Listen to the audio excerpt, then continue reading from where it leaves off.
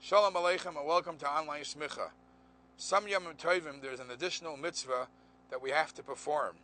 And the reason for that additional mitzvah is either because of Kavod Shabbos or because of Kavod Yom Tov. That's the mitzvah of Eruv Tavshillin. If Thursday or Friday, if Yom Tov falls out to be on a weekday, Thursday or Friday, and right after that is Shabbos, for us to be able to prepare things from Yom Tov to be ready for Shabbos, you need to make an Eruv Tavshillin.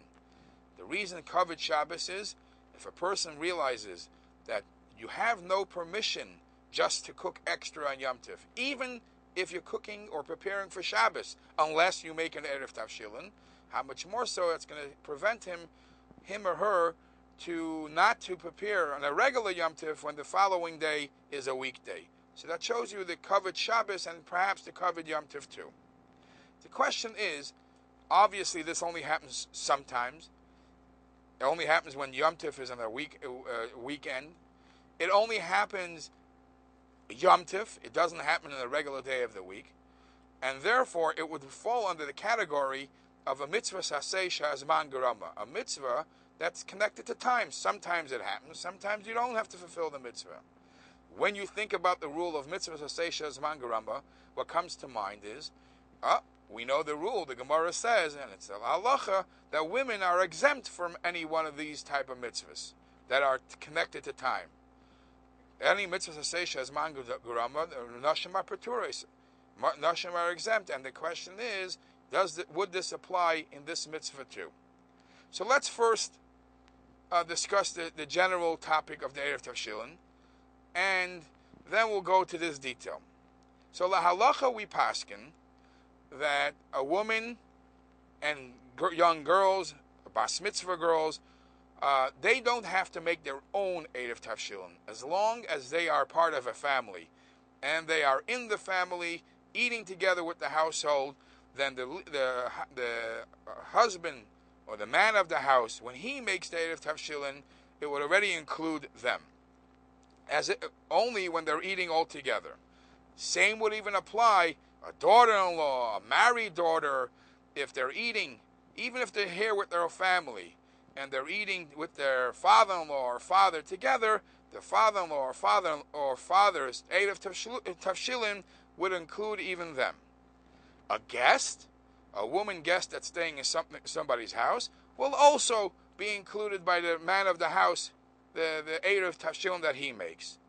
A woman that's eating alone, either there's no man in the house, or she's out somewhere spending time Yom Tov somewhere else, and there's nobody else, no man in the house there to make an Eruv Tavshillin.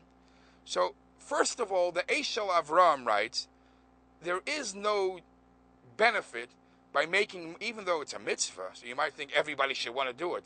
Every male in the home should make his own Eruv Tavshillin. So Eshel Avram puts it in these words: Ein nochen laharbes be'eruvin u'bebrachas. Just to have many Eruv Tavshillins, many people making brachas, doesn't apply here. So that's why we have the general, the head of the house makes one and it includes everybody.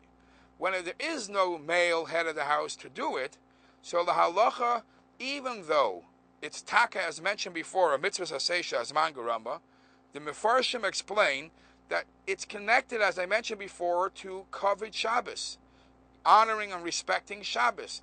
Now that part, even women are obligated. So therefore, if there is a single woman living alone, or a family living alone, and there's no man in the house to make the Eruv Tavshillin, yes, the woman has to make an Eruv Tavshillin. If she doesn't know how to do it, then Beles Breder, if no other choice, we know that it's customary that the Rava ear or the Bezdin of the ear makes the Eruv Tavshillin. Beles Breder, if no other choice, you're allowed to rely on that. But that's only if it's known and the Rav knows about it. You cannot do it after the fact. Just, I'm sorry, it wasn't done, so let's rely on that. If there are more than one female in the home, and there is no male, no head of the house that's making the Eruv, the din is they could appoint one, and and the one person will make it for everybody, unless they're all eating in separate places. It's a female convention, it's a girls' convention, or whatever, and they're all eating in separate places, then they would each have to make their own Eruv Tavshillin. Very important that when you are, if there is a situation that a female is making a Eruv Tavshillin, she should definitely make the Eruv Tavshillin before she lights Yom Tov candles. Because once you light Yom Tov candles, it's already Yom Tov for her. If she already lit the candle, then b'di eved, you could do it before it became night. But it's preferable that the Eruv Tavshillin should always be done before Hadlakas Neiros.